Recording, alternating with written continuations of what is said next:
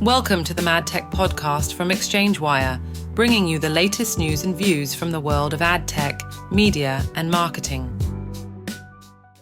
Hello and welcome to the MadTech podcast. I'm your host for today, Aimee Newell Tarín, ExchangeWire editor, and I'm delighted to welcome our guest for this episode, Joris Knetsch, EVP at Prose on Pixels, APAC by Havas. Could you give us a little intro into Prose on Pixels, Joris? Yeah, hello everyone. Very happy to be here, and yes, of course. So Prose on Pixels is the sort of the global content at scale network for Havas. And we built it sort of 3 years ago to address the marketing challenges that we face today. You know, similar or lower budgets, more content, high quality content. And so we've consolidated multiple studios that we had internally and sort of are superpowering that with the use of automation and AI. So today that's Prose on Pixels.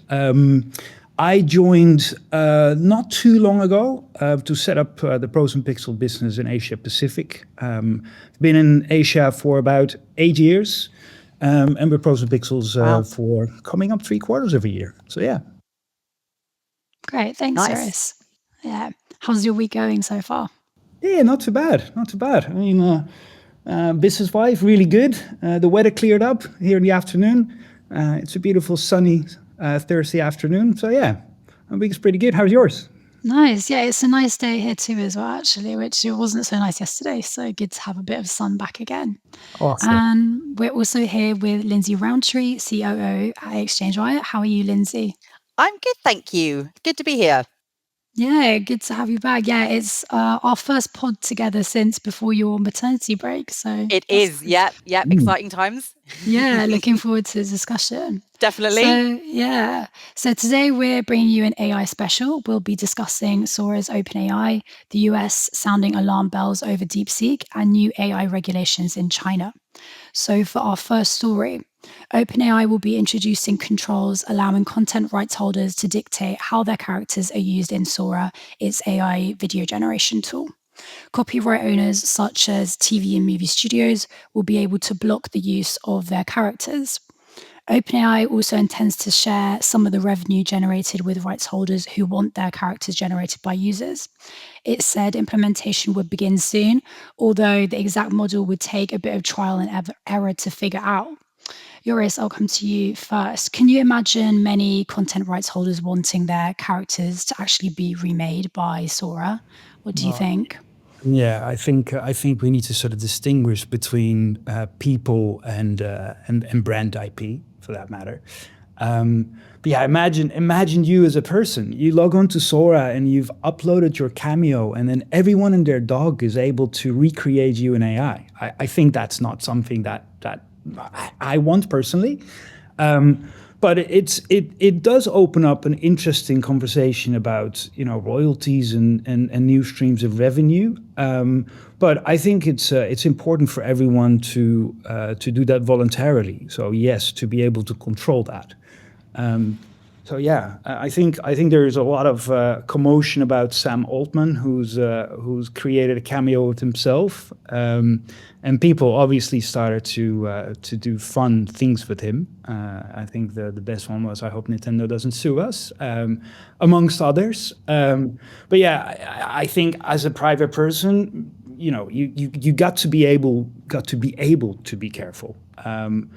But yeah, I think as brands there could be benefits to it, but even as private individuals there could be benefits to it, as it could open up new streams of revenue. Yeah, that's a good point. Lindsay, what are your thoughts there?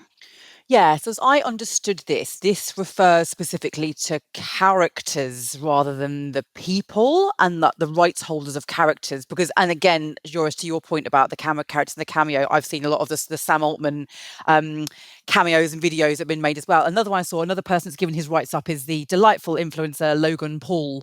And I keep seeing videos. I was watching some the other day and they were showing videos of him, people using his likeness or his image for kind of doing nail painting demonstrations or kind of makeup, like get ready with me makeup demonstrations. And it's very strange seeing like just load this, what looks like exactly like Logan Paul, the fighter and influencer doing his makeup. And it's a really, really odd thing. But I think the influencers like him will get involved with this because they want to be able to kind of promote the future, and obviously there will be some kind of monetary benefit to them, I'm assuming, down the line, and that's kind of why they're getting involved so quickly, and they don't seem to have the same cares and worries about their image rights that you or I might have, and kind of how our images are used. And I think from the kind of the character side of things, I think it raises a lot of questions.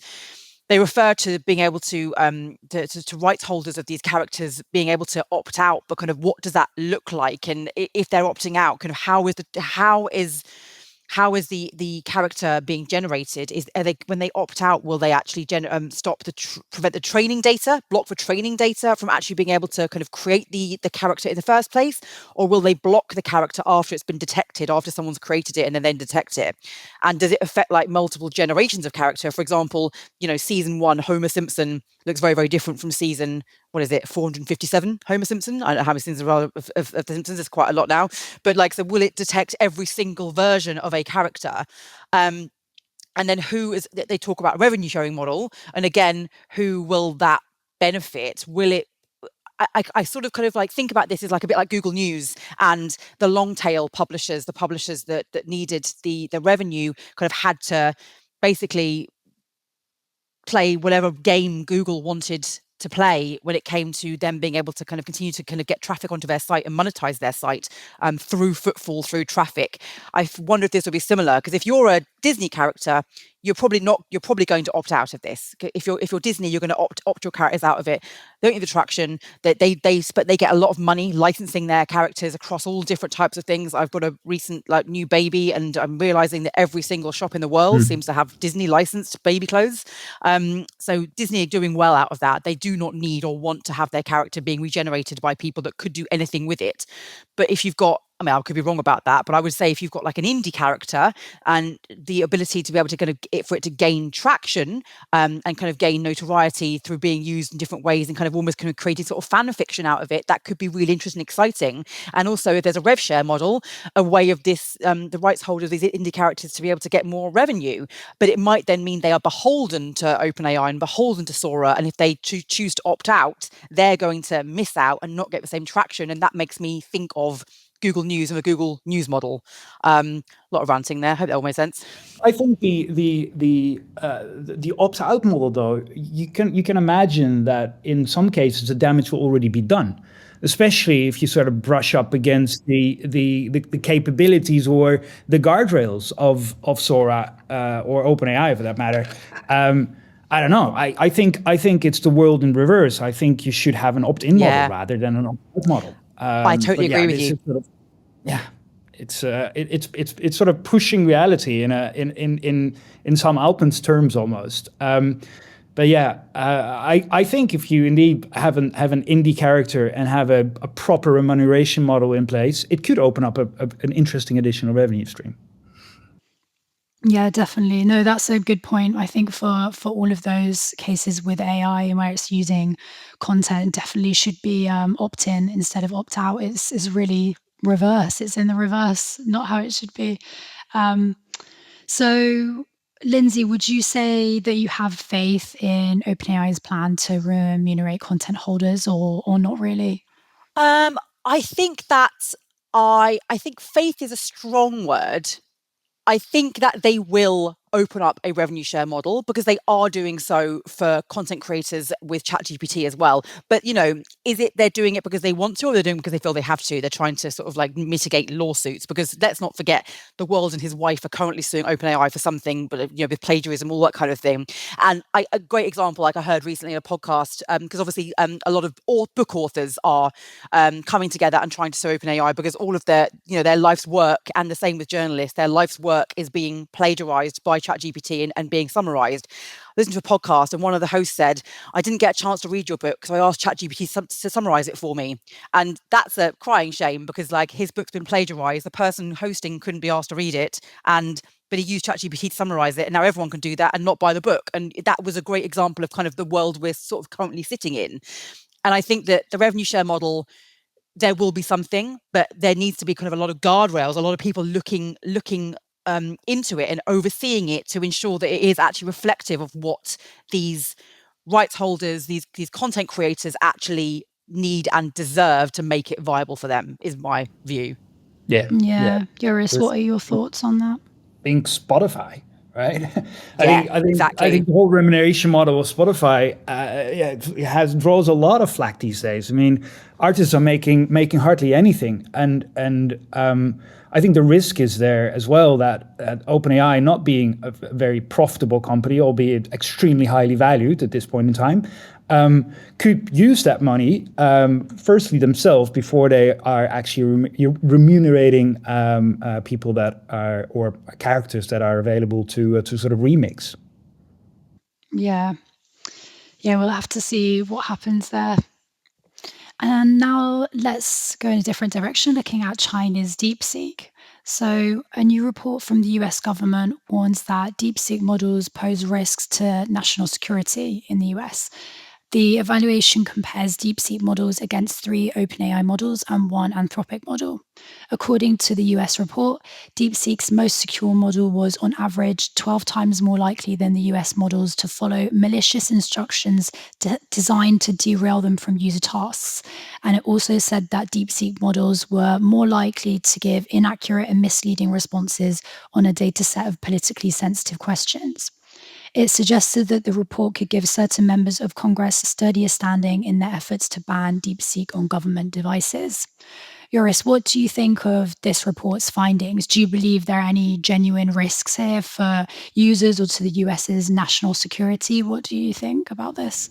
I think it really depends who you ask, right? So I looked at the report itself, and even though the standards they apply doing the research seem all very legit, the summary it absolutely isn't. I mean, that's written by the U.S. government, and obviously the U.S. government wants to put DeepSeek sort of on the bad side. So I asked DeepSeek to summarize the report, and obviously it said, no, this is all complete crap. No, it's biased. I love that.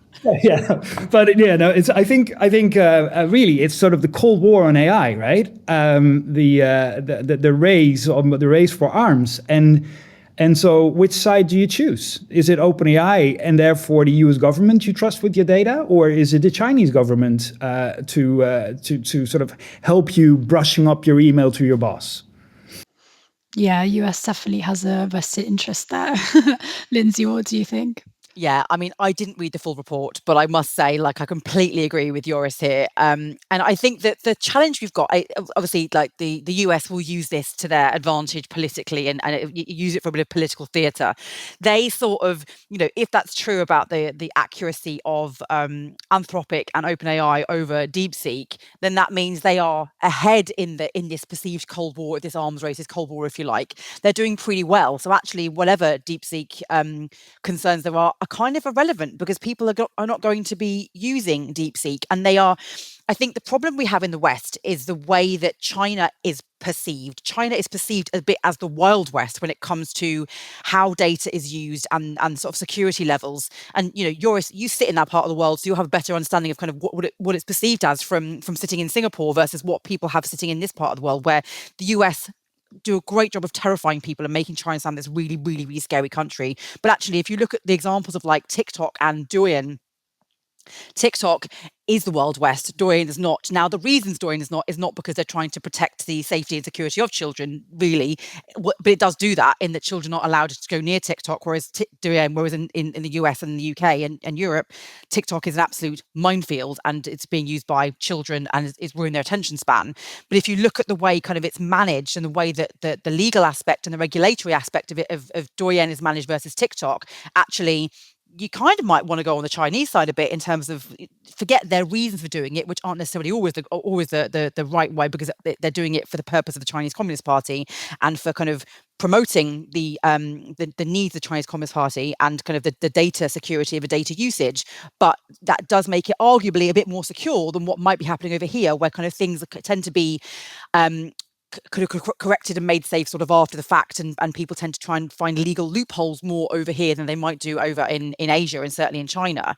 But I think that it's these are genuine kind of measurable technical flaws, but they've been amped up because the US really want to, again, paint China to be this absolutely terrifying nation that we should all be terrified of.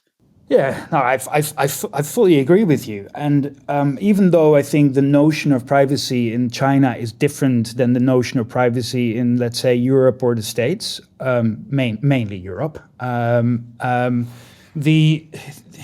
it's just a matter of again, which side do you choose? And so if you draw parallels with TikTok, yeah, sure, maybe the Chinese government can see your version of the Macarena, right?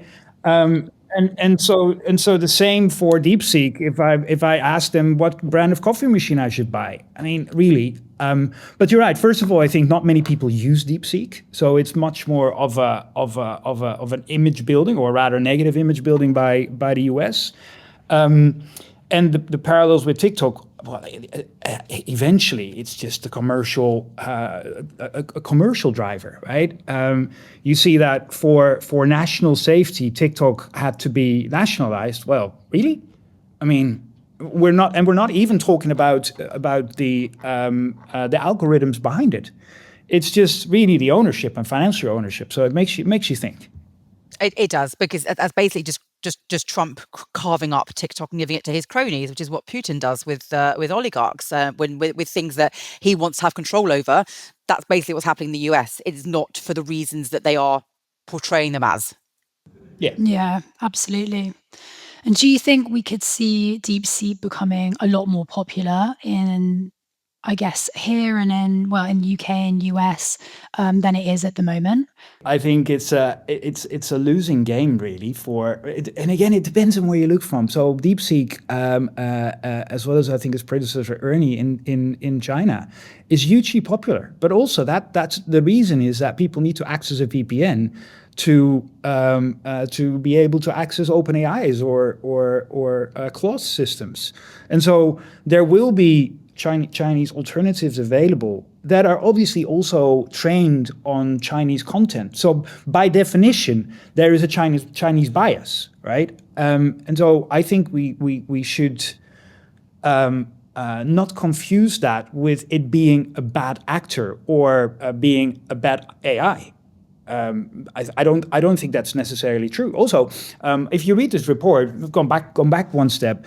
They never really asked DeepSeek for comment. It was the mighty US saying that DeepSeek is bad. And yeah, I think that's just. I think again, I think we need to take it with a grain of salt.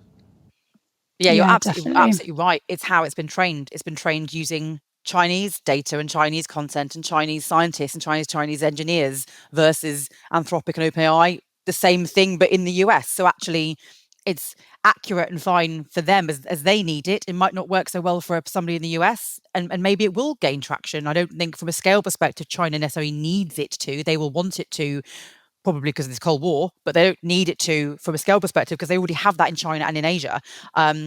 And they might want it because it probably just makes them laugh a bit that the Americans get so annoyed about it. But there's no other real reason for them to do so. Yeah, and I mean, if accuracy and all of that is so important, what about Grok? So true. Oh God. Yeah. So now we're staying on the topic of China, but looking at some regulation in their AI landscape. So in late August, China's Ministry of Industry and Information Technology, together with other agencies, issued draft AI ethics rules for public consultation. The rules apply to all AI research and development and services in China that could affect health and safety, reputation, environment, public order, and sustainability. They require developers and service providers to adhere to principles of fairness, accountability, justice, risk responsibility, respect for life, and human dignity. All AI projects falling under the rules must undergo an ethics review. And a major shift followed in September with China's rollout of mandatory AI labeling rules.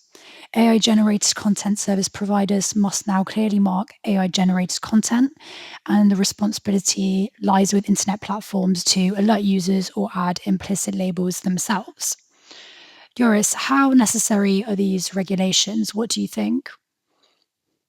So I think it's a really interesting topic, and I'm a proponent. So I'm much in favor of content authenticity, but I'm not sure if labeling AI content is the way to go.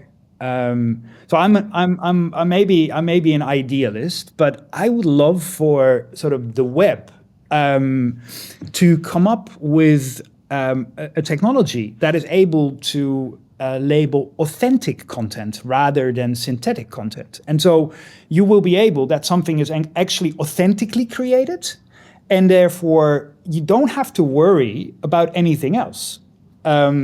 Because everything can be fabricated, or everything can be synthetic content these days. You've been playing around with Sora too, and it looks pretty damn real, right? Yeah. I wouldn't be able to distinguish real content from synthetic content anymore. And so I think there are technologies in place. So think NFT, for example. I mean, we use it for wrong purposes. For, I don't know, a Nyan Nyan cat for $600,000. Who wants to own that thing? But I think that technology itself can be used to determine authenticity. And there are a few initiatives out there that are already sort of trying that. And big players, big US players, by the way, are already taking part of it. So think Apple, Microsoft, etc. And what it does basically creates sort of a black box for content. And so it will register what camera it is shot on, if it's been edited, but what software. Not so much who has done it, because you kind of want to keep that anonymous. And I think therefore the parallel to crypto or blockchain or NFTs is quite an interesting one. But if you can see what and who touched it and how it is originated, I think that is really, really interesting. And perhaps even a more feasible long-term approach than having government regulations in place that need to label synthetic content. Because where does it start and where does it stop, right? If I expand my background on an image using Firefly, is that synthetic content? Whereas the majority of content may still be realistic or actual or human. If I use, I don't know, AI grading software, coloring software, does that make my content synthetic? And so I think you open up a whole lot of gray zones that the regulators are always lagging behind. But I think in principle, I agree. Yeah, there are definitely some grey areas there. Lindsay, what do you think? I mean, I think I hadn't necessarily considered it from that perspective. So it's very interesting because it also, asks the question, like, if I have my black background blurred, would that be synthetic versus authentic content, and kind of what as you said, Joris, what the grade levels are of kind of what authentic versus synthetic content is. Because I agree, I'm a proponent. I hadn't thought about it from the flip side of actually labeling authentic content rather than synthetic content, because I think that it addresses a genuine problem in that, I mean, I don't know how many of, like, most of our listeners will have received a message from somebody, normally an older relative, going, look at this, like, amazing, this bear bouncing on a trampoline, and you have to go, oh, that's AI, I'm sorry, it's not real, like, that doesn't actually happen. Look, there was one I saw of about 40 rabbits on a trampoline, and straight away I could see rabbits just appearing out of nowhere and kind of coming through solid fences. It's like, how can you not see that that's clearly the most fake thing ever? But I've become a little bit obsessed with it. I do follow this guy on Instagram that kind of calls out why a video is AI and what to look out for. So it's become a bit of a kind of a sort of bugbear of mine. But I think that what's going to be interesting about this generally is kind of how it then gets enforced, because obviously China have come out saying we're going to make everybody label everything and be very, very clear on things. And that is very much, again, the Chinese way. Kind of the West might not think of that as being how China operate, but it very much is how China operate, kind of with the under the guise of kind of wanting to obviously protect the Chinese Communist Party and the official party line. But what they will then probably do is they will find a couple of major large scapegoats to then make sure that everyone toes the line and everybody enforces that rule. Whereas what happens in the US is we will typically kind of lawyer our way around regulations, and and then test boundaries until they're explicitly stopped. And even then, probably not properly stopped. Even then, there might be a 3-year-long court case before something actually happens. And even then it doesn't happen, then there are a million class action lawsuits. They can nip that in the bud quite quickly in China by just going, right, we're making this happen. You have to like comply or it's the end of your operations. And so I think that it'd be interesting to see kind of how that plays out, because I assume it will be very effective. And I also assume if the same thing were to happen over here in the West, it wouldn't be quite as effective. Like even already Sora, any content, as you mentioned, Joris, has a Sora watermark on it. I've already seen lots of videos where people have been able to blur the watermark. It's still, if you're looking for it, you can see the slight blurring where the watermark would be. Most people wouldn't notice it. And again, most people wouldn't notice the rabbits literally appearing out of a solid wall, and they'll still think it's real. Yeah, exactly. So I think that it addresses a genuine problem, but it's not something that is going to be as effective in many parts of the world as it might well be in China. And I don't know how we fix that, because Joris, you make a really, really good point, which is how do we actually define that? And, you've got like Twitter X, the blue ticks, that was kind of all authentic person versus a kind of a different type of account. But even within that, authentic person could be posting something that's inauthentic or synthetic, or it could be half synthetic. It could be kind of me, but I might have like my face like auto-tuned or cleaned up a bit or whatever. There's a lot of different ways that could be interpreted, and a lot of interpretations of what synthetic versus authentic means. And I think that, Joris, actually you kind of made things maybe more complicated than they already were in my head. So thank you. Lots to think about there. You're welcome. So, but I think it may just work for Chinese content in China because of the limited amount of ecosystems, and so also I think Chinese content doesn't necessarily travel very far outside of China, and so sure, maybe. But then again, I think international borders are fading. Content doesn't need to stick to any place. It's quickly becoming global, right? And so if you don't come up with a global or sort of state independent solution, we may not be able to nip this problem in the bud. Yeah. So, Joris, do you think we need to see more different types of regulations in each place, like in each country? I don't think that's the solution, really, because again, if I publish something here in Singapore, it will be consumed. I don't know, easily being consumed in the UK or in the US. Which regulation do I follow, right? And I think we're not the shining example of easy agreements between nations. So I think there might be a best practice at best, but I think we have technology that can help us here. So let's just use it for once for good. Yeah, I agree with you. I think going back to the TikTok Douyin example, I think you have a Chinese. If in China, companies are forced to label things clearly and be very, very explicit about that, I can't see them voluntarily doing that and implementing similar transparency rules if they were to do the same thing in the US, for example, or Europe, unless they're legally required to. And like I've already said, like the legal requirement there is kind of not quite as enforced or harsh as it is in China. So they wouldn't bother. They would comply when they're forced to do so and not before. Yeah. Lindsay, do you think we could see other major markets introduce similar measures anytime soon? I think I think they sort of are. I think that certainly they're looking into it. Like, we're already seeing some laws and some regulations in Europe around this, around kind of labeling content. But I think that, as we often see with things that like AI that moves so very, very quickly, that governments and regulators cannot keep up with it. And this, I think, is ringing, from what I can see, ringing very true here.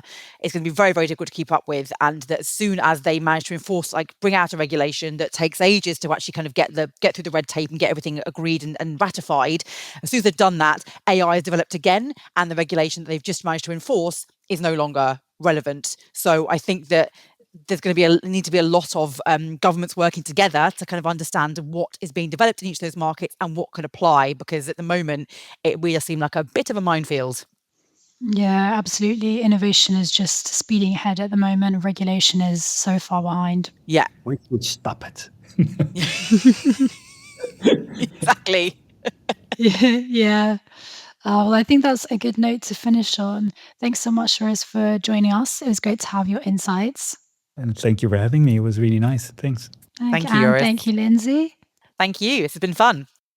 Thanks for listening. Tune in again next week.